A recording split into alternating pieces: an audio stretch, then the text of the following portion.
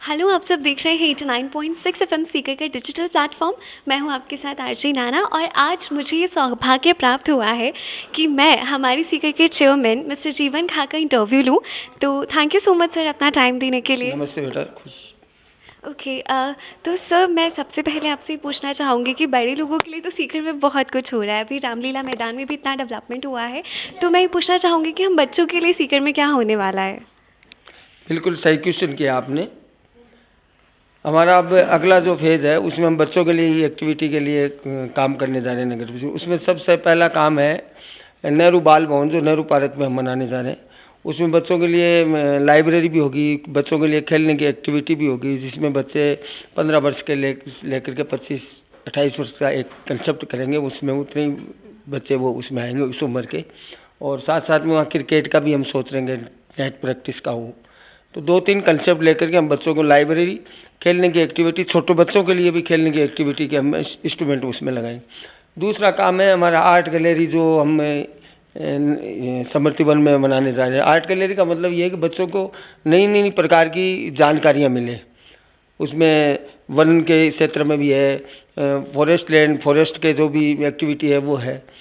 तीसरा काम है हमारा साइंस पार्क, जो तोदी नगर में बन रहा है। साइंस पार्क भी बच्चों के लिए, जो बच्चे आज अपने यहाँ मेडिकल कॉलेज भी उधर हो गई, साथ साथ में मेडिकल के बच्चे भी बहुत सी तैयारियाँ करते हैं, एजुकेशन हब के रूप में सीख कर है। तो बच्चों को साइंस पार्क से ये जानकारी मिलेगी कि साइंस पार्क में बहुत अच्छा साइंस पार्क हम बनाने जा रहे हैं। उसके साथ साथ मेरा एक मंशा भी है कि सीकर नगर परिषद, जैसे हमारी सरकार, राजस्थान के मुख्यमंत्री जी ने शहरी क्षेत्र में और ग्रामीण क्षेत्र में महात्मा गांधी इंग्लिश मीडियम जो का कंसेप्ट दिया है, उसमें एक महात्मा गांधी हमारी सम्राट सिनेमा के सामने वो हिंदी विद्या भवन में चल रही है, अब दूसरी भी अब चालू होने वाली है। जिस प्रकार से सरकार की मंशा, उस मंशा को ध्यान में रखते हुए मेरा एक मानना है कि एक कोई भी स्कूल में सर्वे कर रहा हूँ कि उसको नगर परिषद गोद ले। गोद का मतलब ये नहीं कि वो उसकी सारी एक्टिविटियाँ गोद ले ली, लेकिन मेरा उसमें ये है मानना कि उसमें जो भी पैसा लगे बच्चों को मतलब हर प्रकार की, जैसे डिजिटल स्कूल हो, वो स्कूल में बस्ता वस्ते की आवश्यकता नहीं, बच्चे आएँ और डिजिटल रूप से करें। और उनको अलग दूसरे जैसे प्रदेश के जो अच्छे एक्टिविटी के आजकल कोचिंग क्लासेस चल रही हैं, उनसे जोड़ने का एक प्रयास चल रहा है। उसके लिए काम कर रहे हैं, लेकिन अब जल्दी उसमें आगे तक कहाँ तक पहुँचेंगे वो समय बताएगा। थैंक यू सर, ये बहुत ही अच्छी चीज़ है। ओके सर, मैं आपसे एक ये भी पूछना चाहूँगी कि हमने सुना था कि हर्ष पर्वत पर रोप वे बनने वाला है, तो उसके बनने की कब तक उम्मीद है।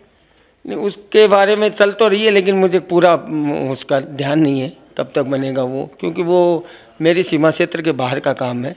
वैसे दौद विधानसभा क्षेत्र में आता है हर्ष पर्वत भी, लेकिन उसकी मुझे जानकारी नहीं है उस मामले में। ओके सर, मैं ये भी पूछना चाहूँगी कि अभी स्मृति वन का जो शिलान्यास हुआ है उसके बारे में भी हमें थोड़ा सा बताइए। नहीं, वो समृति वन का तो पहले से ही चालू है, लेकिन समृति वन में अब जोकिंग का जो ट्रैक है वो 4.5 किलोमीटर का बनने जा रहा है।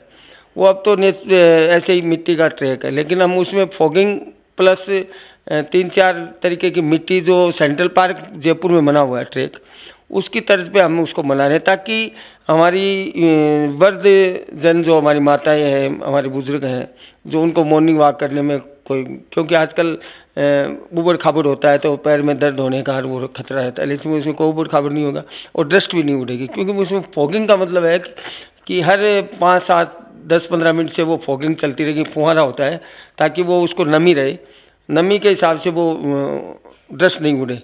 ऐसा हमारा है। उसमें बच्चे भी हैं, बुजुर्ग भी हैं, मेरे युवा साथी, सभी को उसको बहुत ज़्यादा फ़ायदा मिलेगा और इंटरनेशनल लेवल का वो ट्रैक होगा। Okay thank you sir. Sir मैं ये भी पूछना चाहूँगी कि सीकर के अंदर अक्सर सफाई को लेकर कुछ ना कुछ परेशानी हो ही जाती है, तो उसमें हम बच्चे किस तरीके से कंट्रीब्यूट कर सकते हैं। ये बिल्कुल सही सवाल किया। देखो, नगर परिषद एक परिवार है, सीकर शहर और नगर परिषद एक परिवार का रूप है। मैं जब फर्स्ट टाइम जब सभापति बना था तो यहाँ पे कचरे की बहुत बड़ी समस्या थी, लेकिन मेरा ये मानना है कि मेरे आमजन के सहयोग से, शहरवासियों के सहयोग से आज 70 से 80% हमने इस पे कवर कर लिया, लेकिन फिर भी कई परेशानियाँ हैं। तो उन परेशानियों को देखते हुए अगर हमें हर घर से अगर और ज़्यादा सहयोग मिले तो निश्चित रूप से अपना सीकर है जो सफाई के मामले में अग्रणी शहरों में होगा। पिछले समय आपने देखा होगा जो सर्वे होता है, सर्वे में सीकर का हिंदुस्तान में 212वां नंबर था। हमने 2 बार फर्स्ट तो नहीं रह पाए, एक सेकंड नंबर पे हम रह पाए। उसके साथ साथ कुछ फर्स्ट में नहीं आने का कारण सफाई व्यवस्था के कारण नहीं था, कुछ एक्टिविटी उसमें और होती है, उन एक्टिविटियों में हमारी कमी रही, जिसमें जैसे यूडी टैक्स का मामला है, उसमें रिकवरी हम पूरी नहीं कर पाए, तो उनकी वजह से हम सेकंड रह गए, नहीं तो उसमें भी हम फर्स्ट आते। दूसरा एक है, मैं आपसे आपके माध्यम से ये निवेदन करना चाहूँगा कि गीला कचरा वो आप अलग हमारी जो ऑटो टिप आते हैं उसमें गीला कचरा अगर आप डालेंगे तो हम गिल्ले कचरे की सीकर नगर परिषद खाद बनाती है, और खाद बना करके हम उसको 2.5 रुपये किलो में बेचते हैं, और वो लाइन लगा के बिकती है हमारी खाद। और तो मैं आपके माध्यम से कहूँ गीला कचरा अलग करके हमें दें तो खाद भी बनेगी, और गिल्ले कचरे से ही ज़्यादा गंदगी फैलती है, मच्छर है और बदबू वगैरह गिल्ले कचरे से ज़्यादा होती है, सूखे कचरे बने से गिल्ले कचरे। तो दूसरा मैं कहूँगा जो हमारे बेसारा जो पशु हैं उनका भी सीकर में आप खुद घूमते रहते हो, आपको भी ये जानकारी में भी होगा शायद कि हर व्यक्ति धर्म करता है, करना भी चाहिए, लेकिन वो पूली लेकर के सड़क पे डाल देता है, उससे क्या एक्सीडेंट का खतरा ज़्यादा रहता है। हमारा पशु है जो वो खाते हैं, उससे अगर कोई बुजुर्ग महिला हो रहा है तो आपस में लड़ते भी हैं, झगड़ते भी। अब रामलीला मैदान में भी हमने एक काम किया, रामलीला मैदान काम करने का जो हमारा उद्देश्य था कि वो एक हमारा स्थल था, लेकिन आज भी आप जाके देखो वहाँ पे वही चारा रोटी डालने का काम हो रहा है। उससे क्या है कि वहाँ वो बेसारा पशु है, वो दिन भर घूमते रहते हैं, जो उसको गदा धनुष को देखने जाता है उसके भी तकलीफ होती है, अड़ोस पड़ोस से निकलने वालों की भी तकलीफ। तो मैं आपके माध्यम से ये भी करना चाहूँगा कि अपने शहर को स्वस्थ और सुंदर बनाने में आप हमारा सहयोग करो, ताकि आपका शहर अच्छा और सुंदर बने। सर हम बच्चे तो अपना पूरा कंट्रीब्यूशन देने की पूरी कोशिश करेंगे, और thank you so much sir अपना टाइम देने के लिए। 89.6 FM सीकर, शहर की धड़कन।